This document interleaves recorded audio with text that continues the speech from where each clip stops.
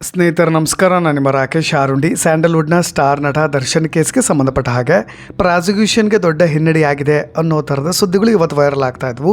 ಹಾಗಾದರೆ ನಿಜಕ್ಕೂ ಕೂಡ ಪ್ರಾಸಿಕ್ಯೂಷನ್ ಪರ ವಕೀಲರಿಗೆ ಹಿನ್ನಡೆ ಆಯಿತಾ ಅನ್ನೋ ಥರದ ವಿಷಯದಲ್ಲಿ ಒಂದಿಷ್ಟು ಡೀಟೇಲ್ನ ನೋಡ್ತಾ ಹೋಗೋಣ. ನೋಡಿ, ರೇಣುಕಾಸ್ವಾಮಿ ಅವರ ತಾಯಿ ರತ್ನಪ್ರಭಾ ಅವರನ್ನು ಪಾಟಿ ಸವಾಲಿಗೆ ಅಂದರೆ ಕ್ರಾಸ್ ಎಕ್ಸಾಮಿನೇಷನ್ಗೆ ಒಳಪಡಿಸಲಿಕ್ಕೆ ಅನುಮತಿಯನ್ನು ಕೋರಿ ರಾಜ್ಯ ಸರ್ಕಾರ ಮತ್ತು ತನಿಖಾಧಿಕಾರಿಗಳು ಸಲ್ಲಿಸಿದಂಥ ಅರ್ಜಿಯನ್ನು ಹೈಕೋರ್ಟ್ ವಜಾಗೊಳಿಸಿದೆ. ಹೈಕೋರ್ಟ್ನ ನ್ಯಾಯಮೂರ್ತಿ ಎಂ ನಾಗಪ್ರಸನ್ನ ಅವರಿದ್ದಂಥ ಏಕಸದಸ್ಯ ಪೀಠ ಈ ಮಹತ್ವದ ತೀರ್ಪನ್ನು ಪ್ರಕಟ ಮಾಡಿರೋದು. ಹಾಗಾದರೆ ಕೋರ್ಟ್ನಲ್ಲಿ ನಡೆದಂಥ ವಾದ ಪ್ರತಿವಾದಗಳೇನು, ಈ ತೀರ್ಪಿನಿಂದ ದರ್ಶನ್ಗೆ ಆಗೋ ಲಾಭ ಏನು, ಅದರ ಕಂಪ್ಲೀಟ್ ರಿಪೋರ್ಟ್ ನೋಡ್ತಾ ಹೋಗೋಣ. ರೇಣುಕಾಸ್ವಾಮಿ ಕುರಿತಾದ ಪ್ರಕರಣ ತನಿಖೆ ಹಂತ ಹಂತವಾಗಿ ರೋಚಕ ತಿರುವನ್ನು ಪಡೆದುಕೊಳ್ತಾ ಇದೆ. ಒಂದು ಕಡೆ ನಿಮಗೆ ರೇಣುಕಾಸ್ವಾಮಿ ಅವರ ತಾಯಿಯೇ ಉಲ್ಟಾ ಹೊಡಿತಾ ಇದ್ದಾರೆ ಅನ್ನೋ ಥರದ ಸುದ್ದಿಗಳು ವೈರಲ್ ಆಗ್ತಾ ಇದ್ದಾವೆ. ಅದಕ್ಕೆ ಕಾರಣ ಏನು ಅನ್ನೋದನ್ನು ಕೂಡ ಈ ವಿಡಿಯೋದಲ್ಲಿ ಹೇಳಿಬಿಡ್ತೀನಿ. ನೋಡಿ, ಈ ಪ್ರಕರಣದಲ್ಲಿ ತನಿಖಾಧಿಕಾರಿಗಳಿಗೆ ಕೋರ್ಟ್ನಿಂದ ಈಗ ಬಿಗ್ ಶಾಕ್ ಎದುರಾಗಿರೋದು. ವಿಚಾರಣಾ ನ್ಯಾಯಾಲಯದಲ್ಲಿ ಸಾಕ್ಷ್ಯ ನುಡಿಬೇಕಾದರೆ ರೇಣುಕಾಸ್ವಾಮಿ ತಾಯಿ ರತ್ನಪ್ರಭಾ ಅವರು ಕೊಟ್ಟಂಥ ಹೇಳಿಕೆಗಳು ಗೊಂದಲ ಮೂಡಿಸಿದ್ವು. ತಾಂತ್ರಿಕ ಸಾಕ್ಷಿಗಳಿಗೆ ವಿರುದ್ಧವಾಗಿ ಅವರು ಮಾತನಾಡಿದರು.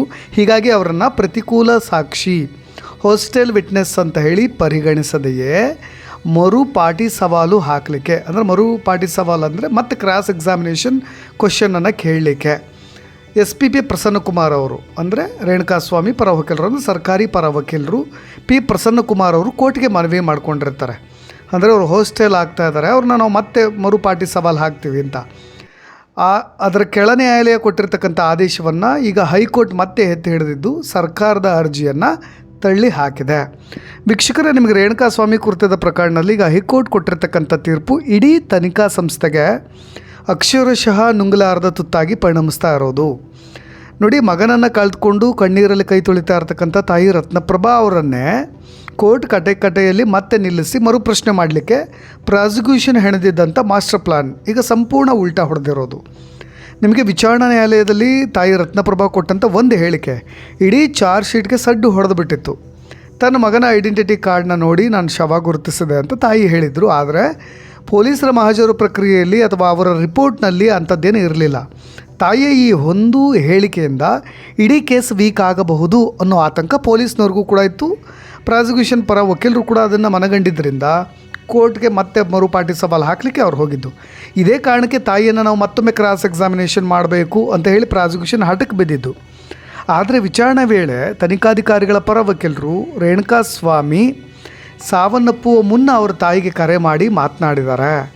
2024 ಜೂನ್ 8ರಂದು ಸುಮಾರು 27 ಮತ್ತು 47 ಸೆಕೆಂಡ್ಗಳ ಕಾಲ ಕರೆ ಬಂದಿದೆ. ಘಟನೆ ನಡೆದ ಸ್ಥಳದಿಂದಲೇ ರೇಣುಕಾಸ್ವಾಮಿ ಕರೆ ಮಾಡಿರೋದಕ್ಕೆ ಸಂಬಂಧಿಸಿದಂತೆ ದಾಖಲೆಗಳಿವೆ ಅಂತ ಹೇಳಿದರು. ಅದೇ ಸ್ಟೇಟ್ಮೆಂಟ್ಗೆ ತಕ್ಕನ ಹಾಗೆ ಮತ್ತು ಕೋರ್ಟ್ನಲ್ಲಿ ಉಲ್ಟಾ ಹೊಡೆದಿದ್ದಂಥ ರತ್ನಪ್ರಭಾ ತಾಯಿಯವರು ಕೋರ್ಟ್ಗೆ ರೇಣುಕಾಸ್ವಾಮಿ ತಾಯಿ ಕರೆ ಬಂದಿಲ್ಲ ಅನ್ನೋದಾಗಿ ಹೇಳಿಕೆ ಕೊಟ್ಟುಬಿಟ್ಟಿದ್ರು. ಅದು ಎಲ್ಲವೂ ಕೂಡ ದಾಖಲೆಗಳು ತದ್ವಿರುದ್ಧವಾಗಿ ಬಿಟ್ಟಿದ್ವು. ನೋಡಿ, ಅದಕ್ಕೋಸ್ಕರವಾಗಿ ಹೈಕೋರ್ಟ್ ಜಡ್ಜ್ ನಾಗಪ್ರಸನ್ನ ಅವರ ಪೀಠದಲ್ಲಿ ದರ್ಶನ್ ಪರ ವಕೀಲ ಅಶ್ಮತ್ ಪಾಷಾ ಅವರು ವಾದ ಮಂಡಿಸಿದರು. ಇಡೀ ಚಿತ್ರಣವನ್ನೇ ಕಂಪ್ಲೀಟ್ ಬದಲಾಯಿಸಿದೆ. ಈಗ ಮಗನನ್ನು ಕಳೆದುಕೊಂಡಂಥ ತಾಯಿ ಆರೋಪಿಗಳನ್ನು ರಕ್ಷಣೆ ಮಾಡಲಿಕ್ಕೆ ಸುಳ್ಳು ಹೇಳ್ತಾರೆ ಅನ್ನೋದು ಮೂರ್ಖತನ, ಕಾನೂನಲ್ಲಿ ಇದಕ್ಕೆ ಆಸ್ಪದ ಇಲ್ಲ ಅಂತ ಡಿಫೆಂಡ್ ಕೂಡ ಮಾಡಿದ್ದು. ಅದಕ್ಕೆ ಹೈಕೋರ್ಟ್ ಸರ್ಕಾರದ ಅರ್ಜಿಯನ್ನು ವಜಾ ಮಾಡೋದರೊಂದಿಗೆ ಪ್ರಾಸಿಕ್ಯೂಷನ್ಗೆ ಭಾರೀ ಕಾನೂನಾತ್ಮಕವಾದಂಥ ಹಿನ್ನಡೆಯಾಗುವಂತೆ ತೀರ್ಪನ್ನು ಕೊಟ್ಟಿದೆ.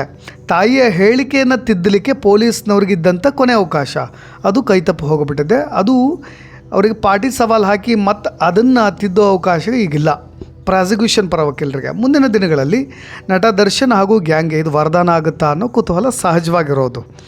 ನೋಡಿ, ಪ್ರಾಸಿಕ್ಯೂಷನ್ ಪರ ವಕೀಲರು SP ಪ್ರಸನ್ನಕುಮಾರ್ ಹಾಕಿದಂಥ ನೇರ ವಾದ, ರೇಣುಕಾಸ್ವಾಮಿ ID ಕಾರ್ಡ್ ನೋಡಿ ಶವ ಪತ್ತೆ ಹಚ್ಚಿದ್ದಾಗಿ ತಾಯಿ ಹೇಳಿದರು. ಆದರೆ ಪೊಲೀಸ್ನವರು ಯಾವುದೇ ID ಕಾರ್ಡ್ ಸೀಸ್ ಮಾಡಿರಲಿಲ್ಲ. ತನಿಖೆಯ ದಾಖಲೆಗಳಿಗೆ ವಿರುದ್ಧವಾಗಿ ತಾಯಿ ಹೇಳಿಕೆ ನೀಡಿದ್ದರಿಂದ ಕ್ರಾಸ್ ಎಕ್ಸಾಮಿನೇಷನ್ ಅಗತ್ಯ ಇತ್ತು ಅನ್ನೋದು ಅವ್ರ ವಾದ. ಆದರೆ ದರ್ಶನ್ ಪರ ವಕೀಲರ ವಾದ ಅಶ್ಮತ್ ಪಾಷಾ ಅವರು, ಪ್ರಾಸಿಕ್ಯೂಷನ್ ತನ್ನದೇ ಸಾಕ್ಷಿಯನ್ನು ಮರು ವಿಚಾರಣೆಗೆ ಒಳಪಡಿಸಲಿಕ್ಕೆ ಕಾನೂನಲ್ಲಿ ಅವಕಾಶ ಇಲ್ಲ. ಇಲ್ಲಿರ್ತಕ್ಕಂಥ ಸಾಕ್ಷಿ ಬೇರೆ ಯಾರೂ ಅಲ್ಲ, ಸ್ವತಃ ಮಗನನ್ನು ಕಳೆದುಕೊಂಡಂಥ ತಾಯಿ. ಮತ್ತು ಮೃತನ ತಾಯಿ ತಾನಾಗಿಯೇ ಯಾಕೆ ತಪ್ಪು ಮಾಹಿತಿಯನ್ನು ನೀಡ್ತಾರೆ ಅಂತ ಪ್ರಶ್ನೆ ಮಾಡಿದರು. ನೋಡಿ, ಇನ್ನು ಈ ಕೇಸ್ನಲ್ಲಿ ಇಷ್ಟು ದರ್ಶನ್ ಅವರ ಕೇಸ್ಗೆ ಸಂಬಂಧಪಟ್ಟ ಹಾಗೆ ಮತ್ತು ರತ್ನಪ್ರಭಾ ಅವರು ಕೊಟ್ಟಿರ್ತಕ್ಕಂಥ ಹೇಳಿಕೆಗೆ ಸಂಬಂಧಪಟ್ಟಾಗ ಅವರು ಸಲ್ಲಿಸಿರ್ತಕ್ಕಂಥ ಅರ್ಜಿಗೆ ಸಂಬಂಧಪಟ್ಟ ಹಾಗೆ. ಇನ್ನು ಈ ಕೇಸ್ನಲ್ಲಿ ಮತ್ತೊಂದು ಅಪ್ಡೇಟ್ಸ್ ಕೂಡ ಇದೆ. ಜೈಲಧಿಕಾರಿಗಳು ಮಾಫಿ ಸಾಕ್ಷಿ ಅರ್ಜಿ ಸಲ್ಲಿಸಿರ್ತಕ್ಕಂಥ ಪ್ರದೂಷ್ನನ್ನು ಪ್ರತ್ಯೇಕವಾಗಿ ಹಾಜರುಪಡಿಸಿ ಜಡ್ಜ್ ಮುಂದೆ ಕರೆತರಲಾಗಿತ್ತು. ಜಡ್ಜ್ ಮಾಫಿ ಸಾಕ್ಷಿ ಸಂಬಂಧವಾಗಿ ಮತ್ತೊಮ್ಮೆ ಪ್ರದೂಷ್ನಿಂದ ಕ್ಲಾರಿಫಿಕೇಷನನ್ನು ಪಡೆದುಕೊಳ್ತಾರೆ. ನೀವು ಅರ್ಜಿ ಹಾಕಿದ್ದೀರಿ, ಎಲ್ಲ ಓದಿ ಸೈನ್ ಹಾಕಿದ್ದೀರಾ ಅಂತ ಪ್ರಶ್ನೆ ಮಾಡ್ತಾರೆ. ಹೌದು ಸ್ವಾಮಿ, ನಾನೆಲ್ಲ ಓದಿದ್ದೀನಿ, ಮನಸ್ಪೂರ್ವಕವಾಗಿಯೇ ನಾನು ಎಲ್ಲ ಅರ್ಜಿಯಲ್ಲಿ ಬರ್ಕೊಟ್ಟಿದ್ದೀನಿ, ಎಲ್ಲವನ್ನು ಕೂಡ ಓದಿಯೇ ಮತ್ತೆ ಸೈನ್ ಮಾಡ್ತಾಯಿದ್ದೀನಿ ಅಂತ ಪ್ರದೂಷ್ ಹೇಳ್ತಾರೆ. ನಿಮಗೆಲ್ಲವೂ ಅರ್ಥ ಆಯಿತಾ, ಹಾಗಾದರೆ ನೋಡಿಯೇ ಸೈನ್ ಮಾಡಿದ್ದೀರಾ ಅಂತ ಪ್ರಶ್ನೆ ಮಾಡ್ತಾರೆ. ಮಾಫಿ ಸಾಕ್ಷ್ಯ ಕೊಟ್ಟಿರ್ತಕ್ಕಂಥ ಅರ್ಜಿಯಲ್ಲಿ, ಮಾಫಿ ಸಾಕ್ಷಿಯಾಗಿ ಪರಿಗಣಿಸಬೇಕು ಅಂತ ಕೊಟ್ಟಿರ್ತಕ್ಕಂಥ ಅರ್ಜಿಯಲ್ಲಿ. ಮರುಪ್ರಶ್ನೆ ಜಡ್ಜ್ ಹಾಕಿದಾಗ ನೋಡಿ ಎಲ್ಲವನ್ನೂ ಕೂಡ ನೋಡಿದ್ದೀರಾ, ನಿಮಗೆ ಅರ್ಥ ಆಗಿದೆಯಾ ಎಲ್ಲವೂ ಅಂತ ಹೇಳಿದಾಗ ಹೌದು ಸ್ವಾಮಿ ಅಂತಲೂ ಕೂಡ ಎಲ್ಲ ಓದಿ ಅರ್ಥ ಮಾಡಿಕೊಂಡೇ ನಾನು ಸೈನ್ ಹಾಕಿದ್ದೀನಿ ಅಂತ ಪ್ರದೂಷ್ ಅವರು ಜಡ್ಜ್ ಮುಂದೆ ಹೇಳ್ತಾರೆ.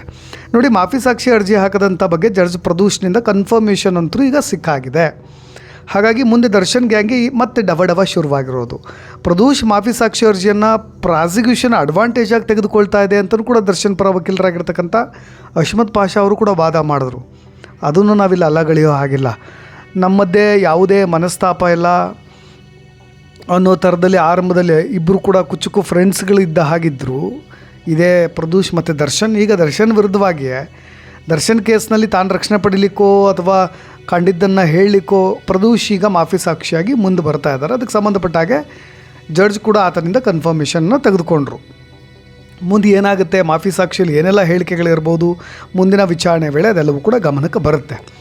ಇನ್ನು ಇವತ್ತು ಧನ್ವೀರ್ ಅವರು ಪರಪನಗ್ರಹಾರಕ್ಕೆ ಭೇಟಿ ಕೊಟ್ಟಿದ್ದರು. ಒಂದು ಕಡೆ ವಿಜಯಲಕ್ಷ್ಮಿಗೂ ಧನ್ವೀರ್ಗೂ ಆಗ ಬರ್ತಾ ಇಲ್ಲ ಅನ್ನೋ ಥರ ಚರ್ಚೆಗಳಾಗ್ತಾ ಇತ್ತಲ್ವ. ಈಗ ಇಡೀ ಕುಟುಂಬ ದರ್ಶನ ಭೇಟಿ ಕೊಟ್ಟಿದೆ. ಧನ್ವೀರ್ ಇದ್ದರು, ವಿಜಯಲಕ್ಷ್ಮಿ ಇದ್ದರು, ತಾಯಿ ಮೀನಾ, ದರ್ಶನ್ ಅವರ ತಾಯಿ ಮೀನಾ ಕೂಡ ಇದ್ದರು. ನಮ್ಮ ಮಧ್ಯೆ ಯಾವುದೇ ಮನಸ್ತಾಪ ಇಲ್ಲ. ಯಾಕೆಂದರೆ ಇತ್ತೀಚೆಗೆ ದರ್ಶನ್ ಧನ್ವೀರ್ ನಡುವೆ ಮನಸ್ತಾಪ ಇದೆ ಅನ್ನೋ ಚರ್ಚೆ ಬಗ್ಗೆ ಕೇಳಿದಾಗ ಅದನ್ನು ಧನ್ವೀರ್ ಅವರು ನೇರವಾಗಿ ತಳ್ಳಿ ಹಾಕಿಬಿಟ್ರು. ನಮ್ಮ ಮಧ್ಯೆ ಯಾವುದೇ ಮನಸ್ತಾಪ ಇಲ್ಲ ಅಂತಲೂ ಕೂಡ ಹೇಳಿದ್ರು. ಜೊತೆಗೆ ಈ ರೀತಿಯಾಗಿ ವಿಜಯಲಕ್ಷ್ಮಿ ಅವ್ರಿಗೂ ಮತ್ತು ಧನ್ವೀರ್ ಅವ್ರಿಗೂ ಕೂಡ ಆಗ್ತಾ ಇಲ್ಲ ಅನ್ನೋ ರೀತಿಯಾಗಿ ಯಾರು ಮಾಹಿತಿ ಕೊಟ್ಟಿದ್ದಾರಲ್ವಾ, ಅವ್ರು ಯಾರು ಹೇಳಿದ್ದು ಅವ್ರನ್ನೇ ಕರೆದುಕೊಂಡು ಬನ್ನಿ ಅನ್ನೋ ರೀತಿಯಲ್ಲಿ ಪ್ರತಿಕ್ರಿಯೆ ಕೊಟ್ಟರು. ಅಂದರೆ ವದಂತಿಗಳ ಬಗ್ಗೆ ಅಸಮಾಧಾನ ಅವನು ಕೂಡ ವ್ಯಕ್ತಪಡಿಸಿದ್ರು. ಇವೆಲ್ಲವೂ ಕೂಡ ಒಂದು ಗಾಸಿಪ್, ಗಾಳಿ ಸುದ್ದಿ ಅನ್ನೋ ಥರದಲ್ಲೂ ಕೂಡ ಹೇಳಿದರು. ಮನಸ್ತಾಪ ಇದ್ದಿದ್ದರೆ ನಾನು ದರ್ಶನ ಭೇಟಿಯಾಗಲಿಕ್ಕೆ ಜೈಲಿಗೆ ಯಾಕೆ ಬರ್ತಾ ಇದ್ದೆ, ಮತ್ತು ವಿಜಯಲಕ್ಷ್ಮಿ ಮತ್ತು ಧನ್ವೀರ್ ನಡುವಿನ ಮನಸ್ತಾಪಗಳು ಕೂಡ ಸುಳ್ಳು, ಅದೆಲ್ಲವೂ ಕೂಡ ಗಾಳಿ ಸುದ್ದಿ ಸೋಷಿಯಲ್ ಮೀಡಿಯಾದಲ್ಲಿ ವೈರಲ್ ಆಗ್ತಾ ಇರೋ ಥರದಲ್ಲಿ ಅವರು ಅಧಿಕೃತವಾಗಿ ಅಫಿಷಿಯಲಾಗಿ ಹೇಳಿಬಿಟ್ರು. ಇನ್ನು ಒಟ್ಟಾರೆಯಾಗಿ ಈಗ ನಮಗೆ ಮೃತನ ತಾಯಿ ರತ್ನಪ್ರಭಾ ಅವರ ಮರು ವಿಚಾರಣೆ ನಡೆಸೋ ಪ್ರಾಸಿಕ್ಯೂಷನ್ ಪ್ರಯತ್ನಕ್ಕೆ ಹೈಕೋರ್ಟ್ ಬ್ರೇಕ್ ಹಾಕಿರೋದು ದರ್ಶನ್ ಪಾಳ್ಯಕ್ಕೆ ಸಣ್ಣ ಸಮಾಧಾನ.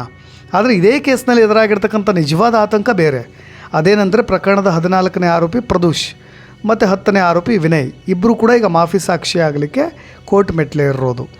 ಹೌದು, ಕಣ್ಣಾರೆ ಕಂಡಂಥ ಇಡೀ ಕೃತ್ಯದ ಕರಾಳ ಸತ್ಯವನ್ನು ಕೋರ್ಟ್ ಮುಂದೆ ಬಿಚ್ಚಿಡಲಿಕ್ಕೆ ದರ್ಶನ್ ಆಪ್ತ ವಲಯದವರೇ ಆದಂಥ ಪ್ರದೂಷ್ ಸಿದ್ಧರಾಗಿದ್ದಾರೆ. ಸಂಪೂರ್ಣ ಸತ್ಯ ಹೇಳಿ ಇಲ್ಲವೇ ಕಠಿಣ ಜೈಲು ಶಿಕ್ಷೆ ಅನುಭವಿಸಿ ಅನ್ನೋ ಈ ಬೆಂಗಳೂರು ಸೆಷನ್ಸ್ ಕೋರ್ಟ್ ಕೂಡ ಪ್ರದೂಷ್ನನ್ನು ಈಗಾಗಲೇ ಎಚ್ಚರಿಕೆ ಕೊಟ್ಟು ಆತನಿಂದ ಹೇಳಿಕೆಯನ್ನು ಪಡಿತಾ ಇದೆ. ಹೈಕೋರ್ಟ್ನಲ್ಲಿ ರತ್ನಪ್ರಭಾ ಅವರ ಅರ್ಜಿ ವಜಾಗೊಂಡಿರ್ಬೋದು, ಆದರೆ ಪ್ರದೂಷ್ ರೂಪದಲ್ಲಿ ಮತ್ತೊಂದು ದೊಡ್ಡ ಅಸ್ತ್ರ ಪ್ರಾಸಿಕ್ಯೂಷನ್ ಕೈ ಸೇರ್ತಾ ಇದೆ. ಒಂದು ವೇಳೆ ನ್ಯಾಯಾಲಯ ಈ ಮಾಫಿ ಸಾಕ್ಷಿ ಅರ್ಜಿಗೆ ಹಸಿರು ನಿಶಾನೆ ತೋರಿದ್ರೆ ಅದು ನಟ ದರ್ಶನ್ ಮತ್ತು ಇತರ ಆರೋಪಿಗಳಿಗೆ ನುಂಗಲಾರದ ತುತ್ತಾಗೋದ್ರಲ್ಲಿ ಯಾವುದೇ ಸಂಶಯ ಇಲ್ಲ. ಇಡೀ ಪ್ರಕರಣವನ್ನು ಉಲ್ಟಾಪಲ್ಟಾ ಮಾಡಬಲ್ಲ ಈ ಮಾಫಿ ಸಾಕ್ಷಿಗಳ ನಡೆ ಮುಂದಿನ ದಿನಗಳಲ್ಲಿ ಯಾವ ಕ್ರಾಂತಿ ಸೃಷ್ಟಿ ಮಾಡುತ್ತೆ, ದಾಸನ ಕಾನೂನು ಹೋರಾಟ ಇನ್ನಷ್ಟು ಕಠಿಣವಾಗುತ್ತಾ ಅನ್ನೋದನ್ನು ಕಾದು ನೋಡಬೇಕು. ಈ ಕೇಸ್ನಲ್ಲಿ ಏನಾದರೂ ಅಪ್ಡೇಟ್ಸ್ಗಳಿದ್ದರೆ ಮುಂದಿನ ವಿಡಿಯೋ ಸಮೇತವಾಗಿ ಮತ್ತೆ ಬರ್ತೀನಿ ಅಂತ ಹೇಳ್ತಾ ಧನ್ಯವಾದ. ನಾನು ನಿಮ್ಮ ರಾಕೇಶ್ ಆರುಂಡಿ.